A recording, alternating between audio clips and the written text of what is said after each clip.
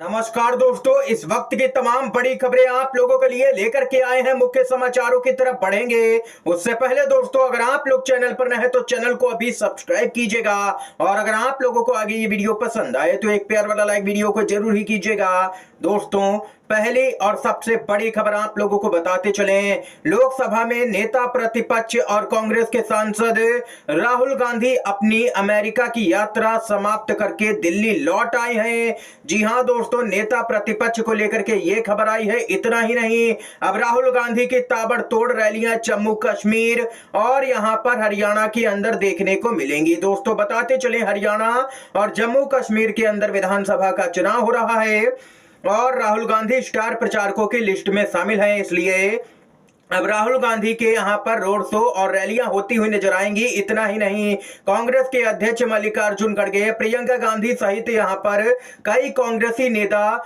Rally के लिए यहां पर अब हरियाणा और जम्मू कश्मीर दोस्तों जाएंगे। ये अपडेट है। इसके साथ ही एक और बड़ी खबर की तरफ बढ़ते हैं। मोदी सरकार की तरफ से खबर आ रही है। केंद्र में नीतीश कुमार और चंद्रबाबू की नायडू की मदद से यहां पर सरकार चल रही है, केंद्र की बीजेपी के नेतृत्व में।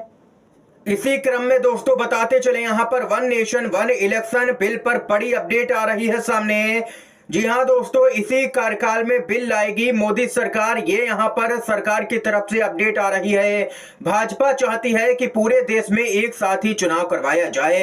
इससे होगा क्या, यहां पर दोस्तों भाजपा को फिर 5 साल तक कोई भी जनता से सरोकार नहीं रह जाएगा, कोई भी मतलब नहीं होगा। अभी जब यहां पर एक जगह पर चुनाव है तो भाजपा को वहां पर जाना पड़ता है जनता के बीच में, लेकिन अगर 5 साल के बाद में चुनाव होगा पूरे देश में तो यहां पर नेता पूरी तरह से संपर्क ही नहीं कर पाएंगे जनता से। 5 साल तक नेता गायब रहेंगे और वहीं पूरे मामले पर धांधली का भी आरोप लगाया जा रहा है कांग्रेस की तरफ से और सोशल मीडिया पर कई लोग दावा कर रहे हैं कि भाजपा इसके जरिए बड़ी धांधली भी कर सकती है। और इतना ही नहीं, हरियाणा और महाराष्ट्र का चुनाव तो एक साथ कराने की क्षमता नहीं है और चले हैं पूरे देश में एक साथ चुनाव कराने। ये सोशल मीडिया यूजर्स की राय सामने निकल के आ रही है। दोस्तों, आप लोग भी अपनी राय जरूर ही बताइएगा कि वन नेशन वन इलेक्शन लागू होना चाहिए या फिर नहीं। आप लोग इसके समर्थन में हैं या विरोध में? अपनी राय कमेंट बॉक्स में बताइएगा। दोस्तों, इसके साथ ही एक और बड़ी खबर की तरफ बढ़ते हैं।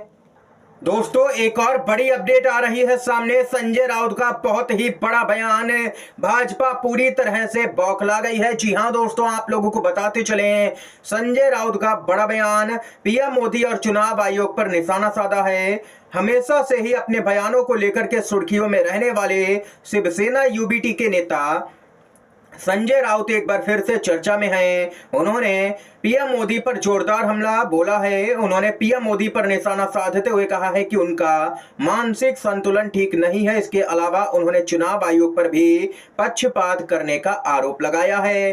दोस्तों, बताते चले, यहां पर संजय राउत ने कहा है कि पीएम मोदी को पता नहीं होता है कि वो आखिर कब क्या बोलेंगे। उनके मानसिक संतुलन के बारे में पता नहीं चलता है। उनका दिमाग सड़ा हुआ है। अगर कोई योजना झारखंड में गलत है तो वो महाराष्ट्र में सही कैसे है, ये यहां पर कहना है संजय राउत का। दोस्तों, देख सकते हैं कि पीएम मोदी की तरफ से जो झारखंड में यहां पर हेमंत सोरेन सरकार की तरफ से योजनाएं चलाई जा रही हैं उसका तो पीएम मोदी विरोध करते हैं, लेकिन वही योजनाएं अगर महाराष्ट्र में चलती हैं तो आखिर उसका समर्थन पीएम मोदी कैसे कर सकते हैं, ये संजय राउत का कहना है। इतना ही नहीं दोस्तों, आप लोगों को बताते चलें, महाराष्ट्र के सीएम एकनाथ शिंदे ने बयान दिया और कहा कि महाराष्ट्र विधानसभा चुनाव नवंबर के दूसरे सप्ताह में होने की उम्मीद है। इस पर क्या था, फिर संजय राउत भड़क गए। मुख्यमंत्री एकनाथ शिंदे पर निशाना साधते हुए उन्होंने कहा है कि मुख्यमंत्री क्या चुनाव की बात करेंगे, वो सिर्फ तारीख दे रहे हैं। चुनाव आयोग को बताना चाहिए कि चुनाव कब होगा।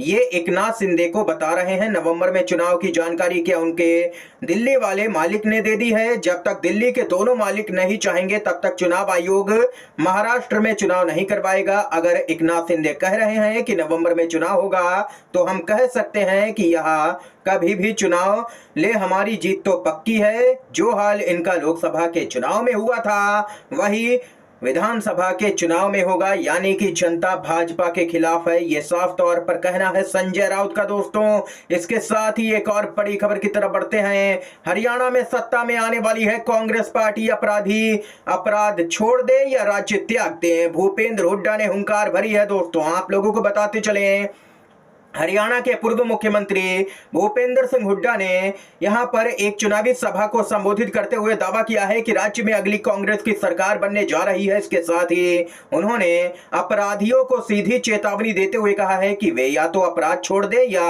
8 अक्टूबर से पहले राज्य छोड़ करके चले जाएं। हुड्डा ने कहा है कि कांग्रेस सरकार का लक्ष्य हरियाणा को विकसित और सुरक्षित बनाना होगा। भूपेंद्र सिंह हुड्डा ने प्रदेश के अपराधियों को चेतावनी दे दी है कि 8 अक्टूबर को प्रदेश में कांग्रेस की सरकार बनने जा रही है, उससे पहले अपराधी यहां पर या तो अपराध छोड़ दे या राज्य छोड़ करके चले जाएं, इसी में उनकी भलाई होगी। ये साफ तौर पर भूपेंद्र हुड्डा ने हुंकार भरी है। दोस्तों, ये अपडेट है। इसके साथ ही अगली खबर की तरफ बढ़ते हैं। जी हां दोस्तों, अपडेट आ रही है। नेता विपक्ष राहुल गांधी की एक और मांग के आगे झुकती हुई नजर आ रही है केंद्र की एनडीए सरकार। राहुल गांधी की सबसे प्रमुख मांग यहां पर लागू हो सकती है। बड़ी जीत की तरफ कांग्रेस पार्टी जाति जनगणना करवा सकती है। मोदी सरकार, आरएसएस भी बैकफुट पर। आप लोगों को बताते चलें, बिहार देश का ऐसा पहला राज्य था जहां पर जाति जनगणना करवाई गई और फिर उसके आधार पर ही आरक्षण की सीमा को भी बढ़ा दिया गया।